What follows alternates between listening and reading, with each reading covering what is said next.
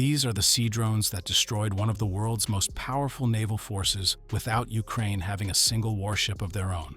In less than 2 years, homemade Ukrainian drones costing around $200,000 each have sunk or damaged over 20 Russian vessels worth billions of dollars, forcing Russia's entire Black Sea fleet to abandon their main base at Sevastopol. When Russia launched its full-scale invasion of Ukraine in February 2022, the naval balance seemed hopelessly one-sided.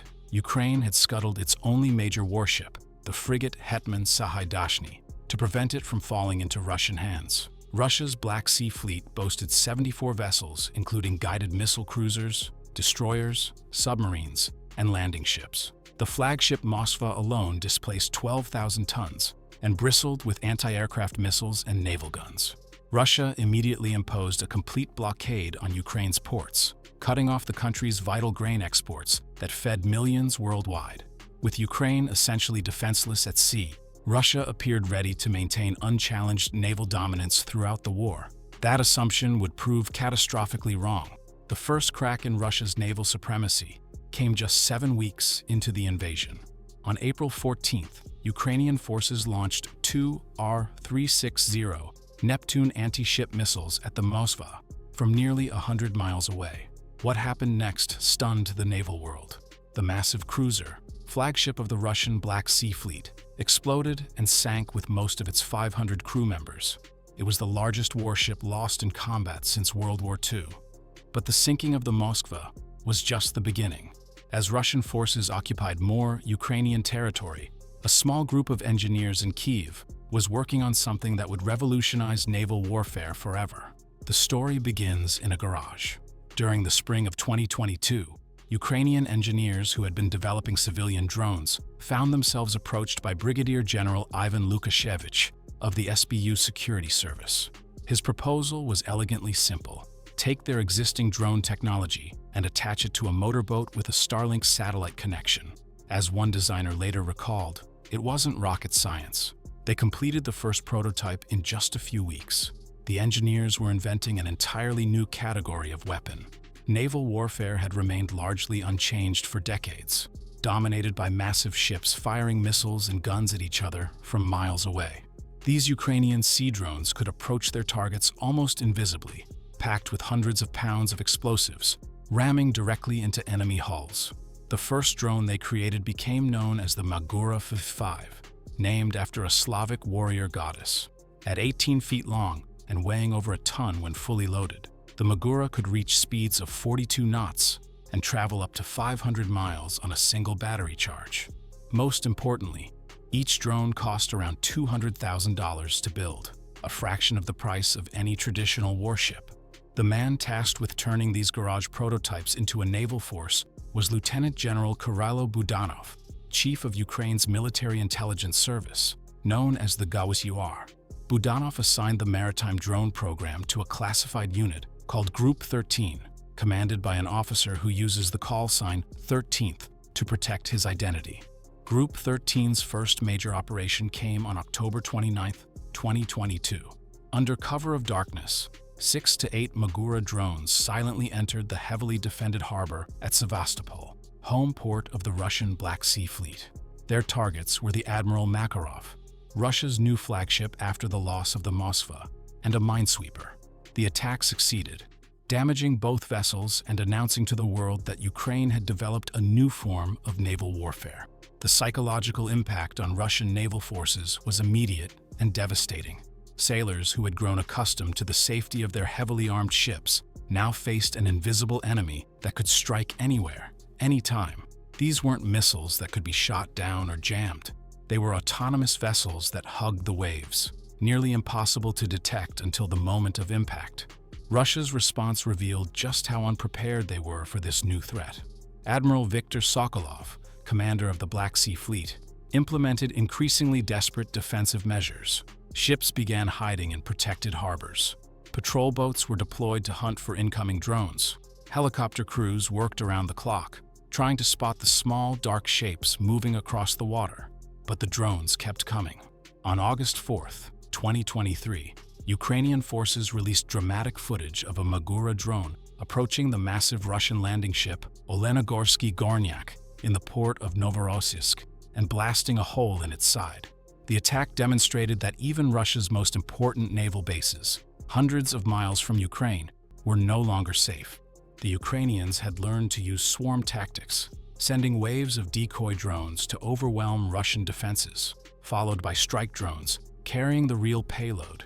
Each attack grew more sophisticated as Group 13 refined their techniques and gathered intelligence on Russian defensive patterns. September 2023 marked a turning point in the drone campaign. On September 22nd, Ukrainian missiles struck the Black Sea Fleet headquarters in Sevastopol, killing the fleet commander and dozens of officers. The attack sent a clear message. Russia's naval leadership was no longer safe. Even on occupied territory, they considered their own. The real breakthrough came in early 2024, when Ukrainian sea drones achieved their first confirmed ship sinkings. On January 31st, a Magura drone sank a Russian Raptor patrol boat. This was followed by increasingly dramatic successes. On February 1st, multiple Magura drones struck and sank the Tarantul-class missile corvette Ivanovets near Crimea. 2 weeks later, they destroyed the Caesar Kunikov landing ship. The most devastating single attack came on March 5, 2024, when 5 Magura drones surrounded and sank the patrol ship Sergei Kotov in the Kerch Strait. The $65 million vessel suffered catastrophic damage to its stern and both sides before disappearing beneath the waves. Ukrainian intelligence released footage of the attack, showing the drones coordinating like a pack of wolves to bring down their prey. By this point, Russia's Black Sea Fleet was in full retreat. Putin fired Admiral Sokolov and later dismissed the entire Russian Navy chief, Admiral Nikolai Yevmenov. The fleet began relocating from Sevastopol to supposedly safer ports like Novorossiysk, hundreds of miles away. But even this desperate measure couldn't protect them from Ukraine's expanding drone operations. The moment that symbolized Russia's complete naval defeat came on July 15, 2024. Ukrainian Navy spokesman Dmytro Pletenchuk made a historic announcement. Remember this day.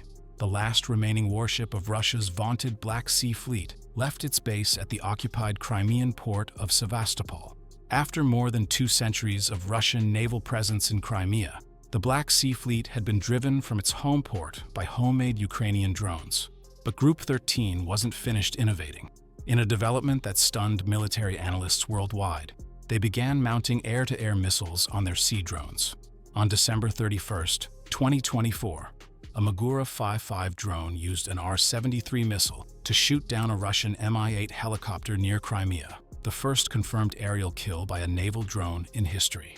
5 months later, Magura V-7 drones armed with American AIM-9 Sidewinder missiles shot down 2 Russian Su-30 fighter jets.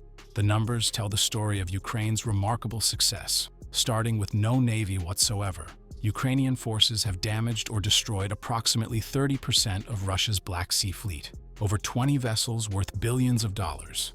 These include 16 warships now lying at the bottom of the Black Sea, along with 3 helicopters and 2 fighter jets. The estimated damage to Russian forces exceeds $500 million, inflicted by drones that cost less than the annual salary of a single Russian naval officer. The strategic implications extend far beyond the Black Sea. Ukraine's success in breaking Russia's naval blockade allowed the restoration of vital grain exports, reaching pre-war levels of 4 million tons per month by early 2024. In April alone, Ukraine exported over 6 million tons of grain, providing a crucial economic lifeline and helping feed millions of people worldwide. General David Petraeus captured the historic significance of this achievement. The Ukrainian use of technology, particularly air and maritime drones, is sheer genius.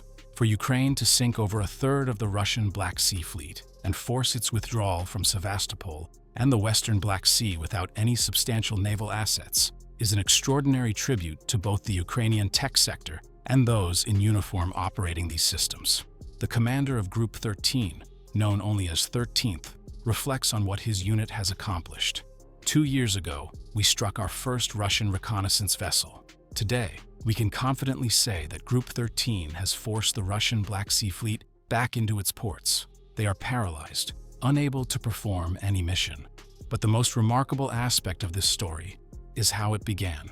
not in a military research facility or defense contractor's boardroom, but in a Kyiv garage by engineers who chipped in their own money to buy parts. They created weapons that would reshape naval warfare forever, proving that innovation and determination can triumph over overwhelming military superiority.